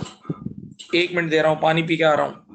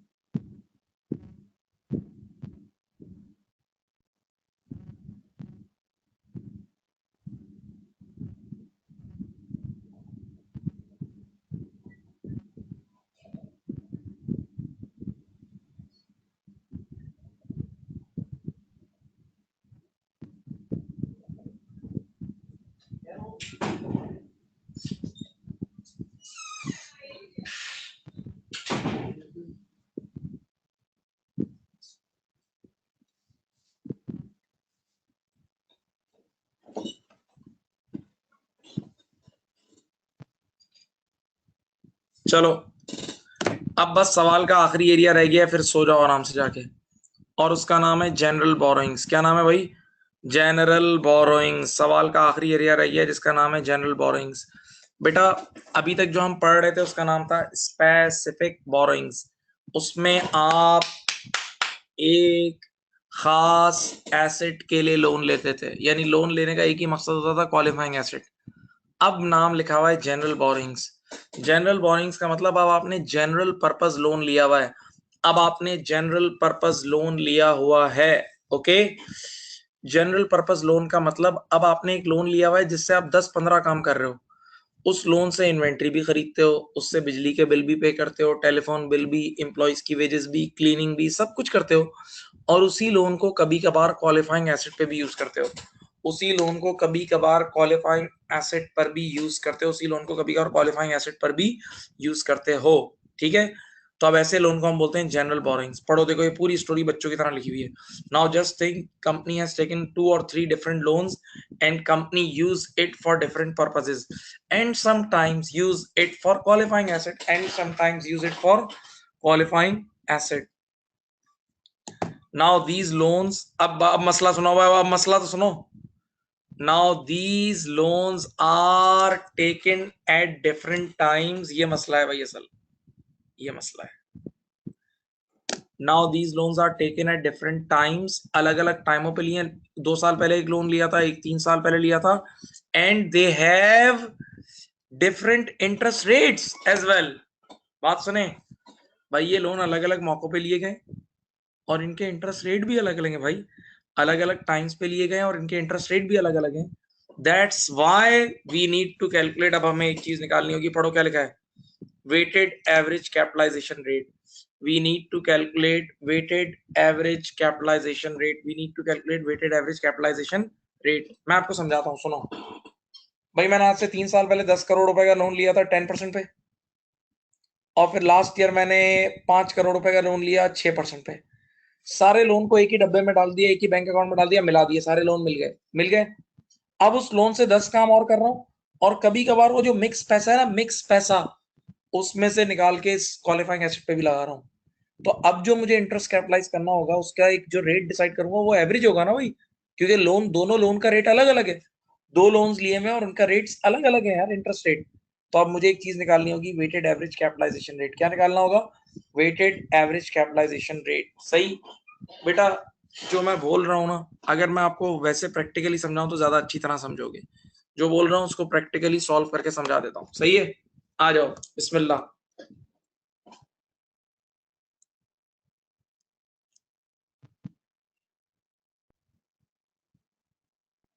एक मिनट,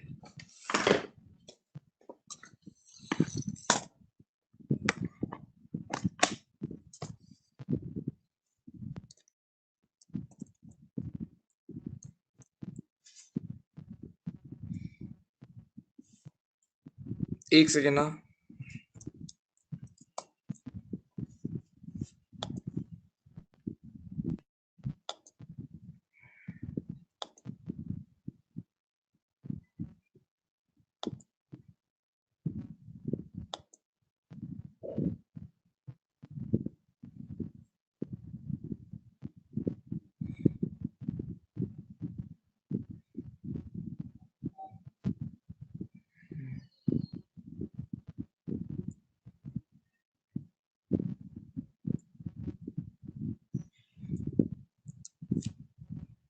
चलो, नजर तो आ रहा है ना तुम लोगों को?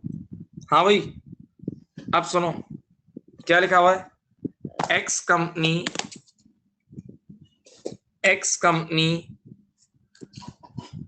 had the following loans in place at the beginning and at the end of the period। बेटा इनके पास 1 जनवरी को भी 120 मिलियन का लोन था और 31 दिसंबर को भी 120 मिलियन का लोन था। 1 जनवरी और 31 दिसंबर, यानी ये पुराना लोन था। सोचो ना, ये लोन हमने पहले से लिया हुआ था, ये लोन हमने पहले से लिया हुआ था। 1 जनवरी को भी 120 का लोन था और ईयर एंड पे पुराना लोन था, सही है। और दूसरा लोन भी क्या है, 9.5% का लोन, ये भी ईयर के स्टार्टिंग पे भी और ईयर के एंड पे भी, यानी कई सालों से लोन चले आ रहे हैं, पुराने लोन है। तो इन लोन को हम बोलेंगे एग्जिस्टिंग लोन्स। क्या बोलेंगे, एग्जिस्टिंग लोन्स। सही। अब पढ़ो, नीचे पढ़ो। On 1st January 2006, X company began construction of a qualifying asset. X company began construction of a qualifying asset, a piece of machine using, ये देखो पढ़ो क्या लिखा है, using, क्या लिखा है, existing borrowings, using existing borrowings। ठीक है। अब बताओ, अपने पास 200 मिलियन पड़े, 120 मिलियन का लोन 10% वाला पड़ा है और 80 मिलियन का लोन 9.5% वाला पड़ा है। तो अपने पास टोटल कितने पड़े, 200 मिलियन पड़े। उस 200 मिलियन में से मैं बहुत सारे काम कर रहा हूं, उस 200 मिलियन में से मैं बहुत सारे काम कर रहा हूं, उसमें से मैं अपनी इन्वेंट्री भी खरीदता हूँ, सारे काम करता हूँ, और ये थोड़ा बहुत पैसा इस पे लगाया होगा। देखो, थोड़ा बहुत क्वालिफाइंग एसेट पे लगा हुआ। पढ़ो, expenditure drawn down on for construction was 30 million on 1 January 2006 and 20 million on 1 October 2006। Required capitalise borrowing cost, required capitalise borrowing cost. मैं एक मिनट नीचे अकाउंटिंग पीरियड भी लिख दूं। ये अकाउंटिंग पीरियड में लिख रहा हूं भाई, ये मेरा अकाउंटिंग पीरियड है। ओके, अब सबसे पहला मसला जो है ना, सबसे पहला मसला सामने देखें, सबसे पहला जो मसला है वो ये है कि मुझे एक चीज निकालनी है, that is called weighted average capitalisation rate. Weighted average capitalisation rate, डरना नहीं, समझ जाओगे सब, A1 समझ जाओगे, मुश्किल नहीं है। वेटेड एवरेज कैपिटलाइजेशन, बेटा दो अलग अलग लोन है ना, और दोनों अलग अलग लोन का इंटरेस्ट रेट अलग अलग है, जबकि मैं पैसे तो दोनों में से मिला के लगा रहा हूं, तो मुझे एक एवरेज रेट निकालना है। बहुत आसान तरीका है, देखो इधर देखो, डिनोमिनेटर में लोन का प्रिंसिपल अमाउंट लिखना, डिनोमिनेटर में लोन का क्या लिखोगे, प्रिंसिपल अमाउंट, और न्यूमरेटर में उसका इंटरेस्ट। सुनो भाई, लोन, पहले लोन का अमाउंट कितना है, 120 मिलियन, पहले लोन का अमाउंट है 120, और ऊपर उसका इंटरेस्ट लिखता हूं, देखो 120 मल्टीप्लाई बाय 10%, हाँ भाई, प्लस प्लस, फिर डिनोमिनेटर में दूसरा लोन कितने का है, 80, और ऊपर उसका सूद 80 मिलियन का कितने परसेंट है, 9.5%। ठीक है भाई, तो देखो होगा क्या, नीचे टोटल लोन आ जाएंगे, ऊपर दोनों के इंटरेस्ट रेट आ जाएंगे। जरा आप लोग भी करें, मैं भी सॉल्व करता हूं, चलो करो।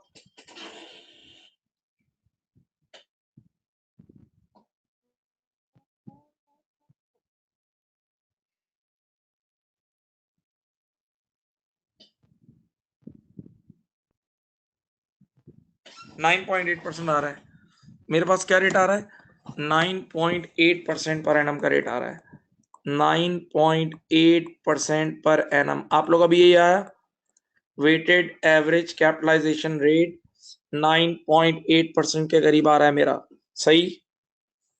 हाँ भाई, हाँ भाई, अब मेरी अर्ज तो सुने भाई, अल्लाह के लिए सोचें, सोचें प्लीज, दिमाग अल्लाह ने दिया, सोचें। ये पूरे 200 मिलियन क्वालिफाइंग कामों के लिए नहीं है, ये पूरे 200 मिलियन क्वालिफाइंग कामों के लिए नहीं है। इस 200 मिलियन में से सिर्फ कुछ पैसा क्वालिफाइंग काम में लगेगा, तो बस जो पैसा क्वालिफाइंग काम पे लग रहा है, बस उसी का इंटरेस्ट कैपिटलाइज होगा, सारे लोन का इंटरेस्ट कैपिटलाइज नहीं होगा मेरे प्यारे बच्चों, सही। तो अब देखो कब कब कितना कितना पैसा लगा, पढ़ो इंग्लिश, पढ़ो पढ़ो, कब कब कितना पैसा लगा।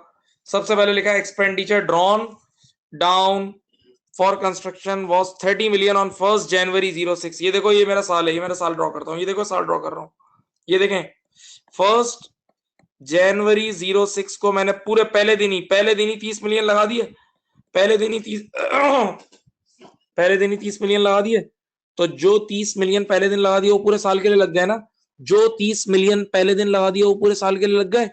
तो अब देखो हेडिंग देखना नीचे, capitalised borrowing cost, capitalised borrowing cost, ये देखो, ये देखना 30 मिलियन मल्टीप्लाई बाय 9.8%, ये पूरे साल के लिए लग गया, तो डायरेक्ट 9.8% का रेट लग गया। 30 मिलियन जो डे वन पे लग गया था बेटा, 30 मिलियन जो 1 जनवरी को लगा दिया वो पूरे साल के लिए लग गया ना, डे वन पे ही लग गया।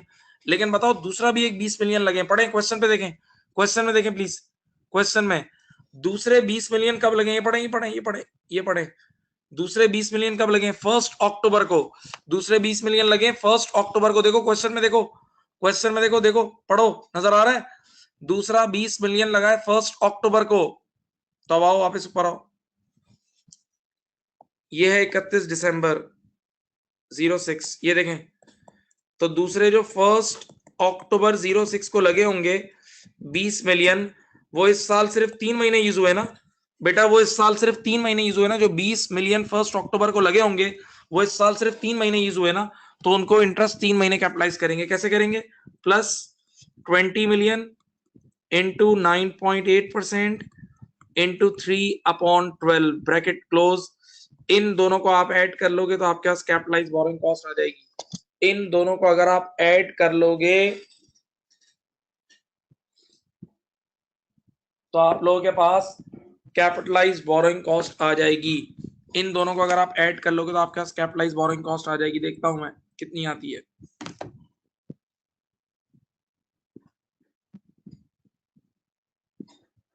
प्लस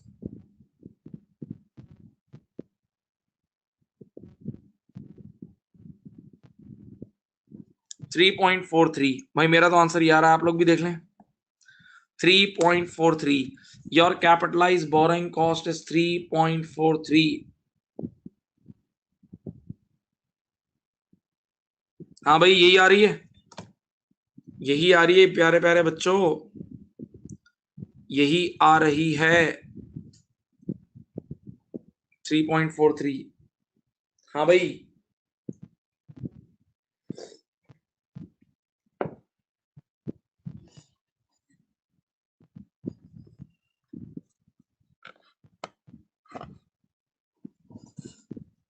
अब मेरी अर्ज तो सुने।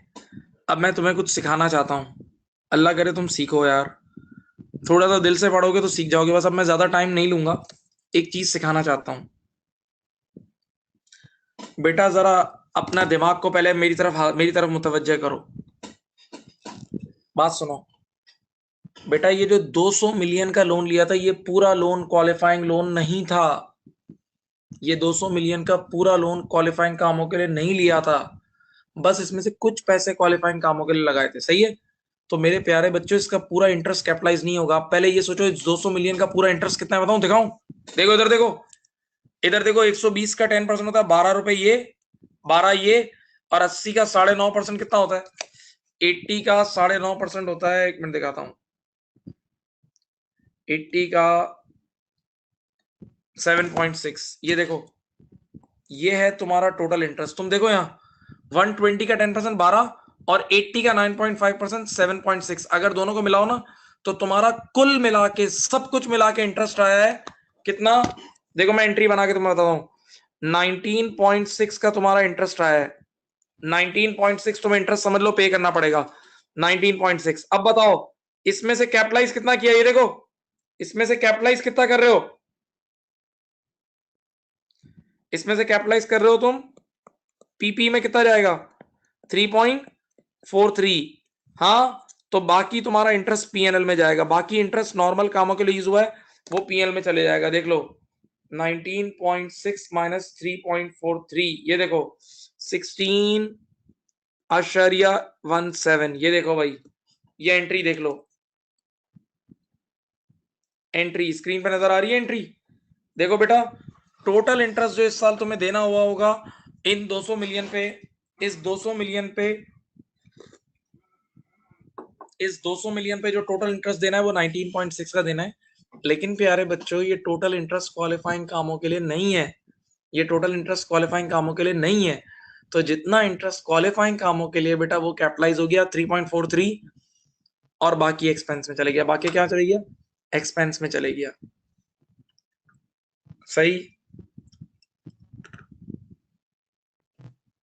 सही, बोलो भाई।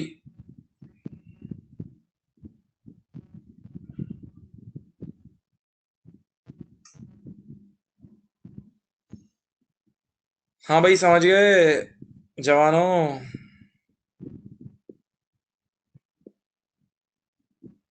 सही। अब मैं एक बात बोल रहा हूं, सुनो मेरी बात, सुनो मेरी बात सुनो। एक और थ्योरी की बात बताता हूं, उसको बोलते हैं cap. Cap, cap means lock, cap. बेटा इस बार आपका एक्चुअल इंटरेस्ट टोटल कितना पे हुआ? 19.76। अच्छा, किसी ने बोला एंट्री रिपीट कर दो। भाई ये जो 200 मिलियन का हमने लोन लिया था, 200 मिलियन का लोन लिया था, ये सारा लोन क्वालिफाइंग कामों के लिए नहीं था। तो इस 200 मिलियन का एक्चुअल इंटरेस्ट बन रहा था 12 और 7.6 19.6।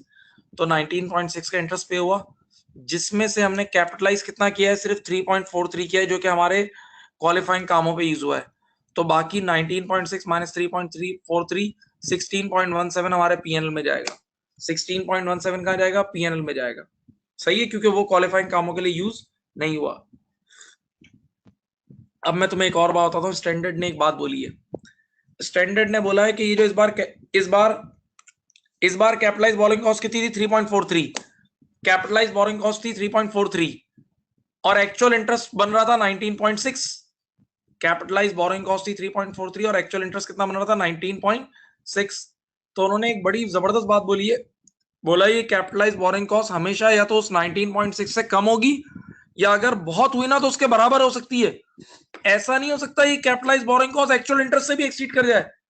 ऐसा नहीं हो सकता कि ये वाली जो कैपिटलाइज बोरिंग कॉस्ट है ये एक्चुअल इंटरेस्ट को भी क्रॉस कर जाए, फिर तो फ्रॉड किया है आपने, फिर तो आपने गलती की है भाई। जो आपका एक्चुअल इंटरेस्ट, आपने इन्हीं लोन्स को यूज किया है ना क्वालिफाइंग कामों में, आपने इन्हीं लोन्स को क्वालिफाइंग कामों में यूज किया है ना। हाँ, तो एक्चुअल इंटरेस्ट से कभी भी ज्यादा कैपिटलाइज नहीं कर लेना, ये नहीं हो सकता।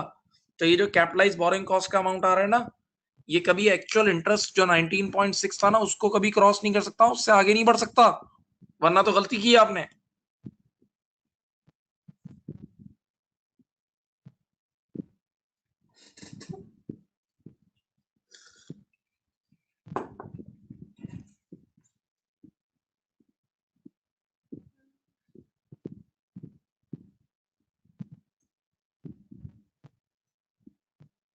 मैं रिपीट कर रहा हूं बेटा, इस बार भी अगर आप देखो तो कैपिटलाइज बोरिंग कॉस्ट थी 3.43 और एक्चुअल इंटरेस्ट था 19.6। तो टोटल लोन में से, टोटल 200 मिलियन में से कुछ पैसा क्वालिफाइंग कामों में लगा रहे हो ना, तो टोटल लोन का इंटरेस्ट हमेशा ज्यादा होगा और क्वालिफाइंग क्वालिफाइंग कामों पे जो कैपिटलाइज हुआ है वो कम होगा।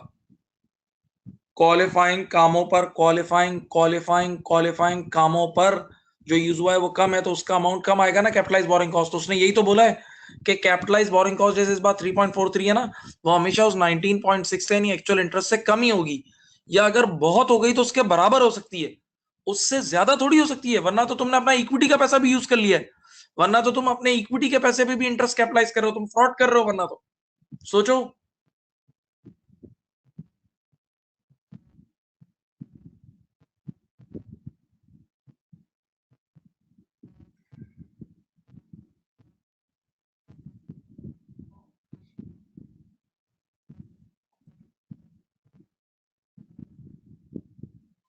अब एक सवाल करो और फिर आराम से सो जाओ यार, अल्लाह का नाम लेके जाओ।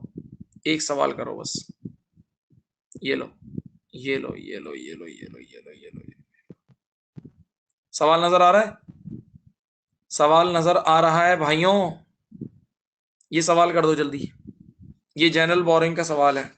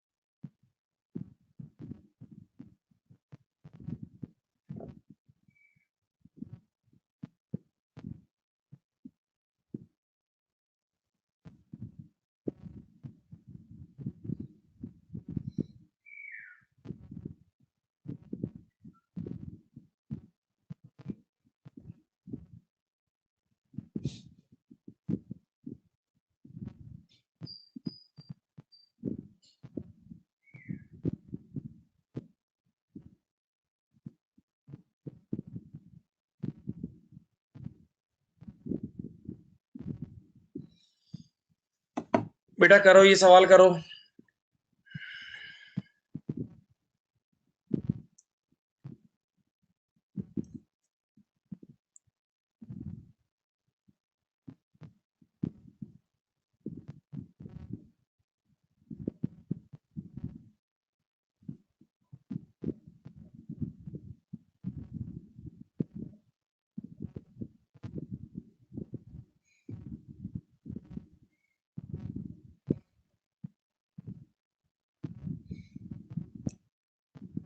आके बेटा सुधर जाओ।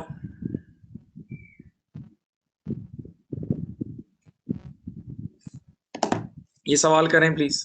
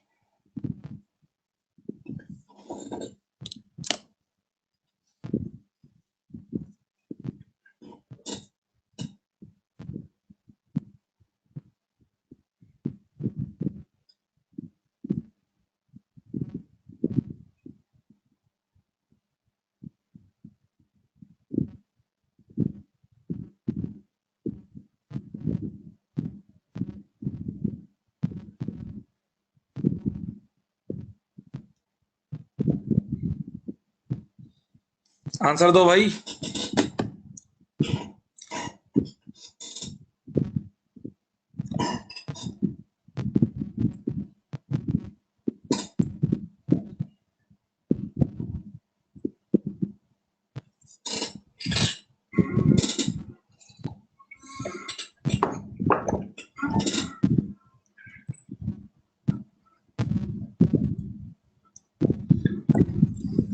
बेटा जरा क्वेश्चन करके दे दो भाई, ये बच्चों वाला सवाल है यार, जनरल बोरिंग पे। चलो मैं तुम्हें इंटरेस्ट एवरेज रेट पहले निकाल देता हूँ। वेटेड एवरेज कैपिटलाइजेशन रेट,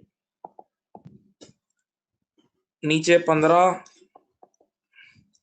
और ऊपर 15 का 9% प्लस 24 और ऊपर 24 का 11% इंटू 100।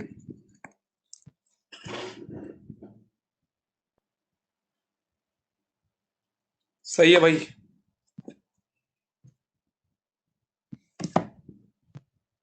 15 का 0.09 कितना होता है? 1.35 प्लस 24 इंटू 0.11, 3.99, 10.23% आया है।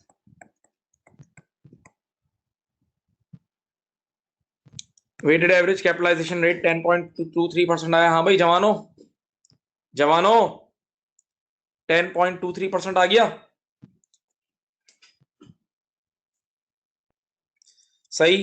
अब सुनो भाई, कब कब कितना कितना पैसा लगा है। आपका पूरा साल दिसंबर में एंड हो रहा है, ये देखो आपका अकाउंटिंग पीरियड एंड हो रहा है 1 जनवरी से लेके, ये देखो 31 दिसंबर। पहली बार आपने पैसे कब लगाए देखें? आपने पहली बार पैसे लगाए 1 अप्रैल को। 1 अप्रैल को लगाए, यहां लगाए 1 अप्रैल को। तो जो पैसा आपने 1 अप्रैल को लगाया वो 9 महीने के लिए लगाया है। जो पैसा आपने 1 अप्रैल को लगाया वो 9 महीने के लिए लगाया। देखें capitalised borrowing cost, borrowing cost, ये देखो कितने लगाए थे पैसे? 6 मिलियन लगाए थे। 6 मल्टीप्लाई बाय 10.23% इंटू, बताओ 1 अप्रैल को जो पैसा लगाया 9 महीने के लिए लगा दिया, इंटू 9/12 ब्रैकेट क्लोज, प्लस मजीद पैसा कितना लगाया है 1 अगस्त को और लगाए। 1 अगस्त को आपने और पैसे लगाए कितने? 2 मिलियन। यहां लगाए 2 मिलियन। तो बताओ अगस्त से गिनो, अगस्त सितंबर अक्टूबर नवंबर और दिसंबर, 5 महीने। 5 महीने भाई, बड़े तेज जा रहे हो बेटा व्हाट्सएप पे, व्हाट्सएप पे बड़े तेज जा रहे हो, खिंचाई कर दूंगा तुम सबकी। 2 मिलियन कितना है? 2 मिलियन इंटू 10.23% इंटू 5/12। चलो भाइयों भाइयों प्यारे प्यारे बच्चों, ये तुम्हारी कैपिटलाइज बोरोइंग कॉस्ट आ गई। कितनी आई भाई? किसी ने आंसर निकाला है? बताओ आंसर बताओ।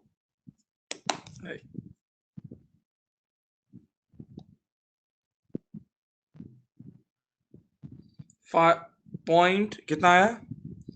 545, यही है। देख लो बेटा यही है 0.545, शायद यही है।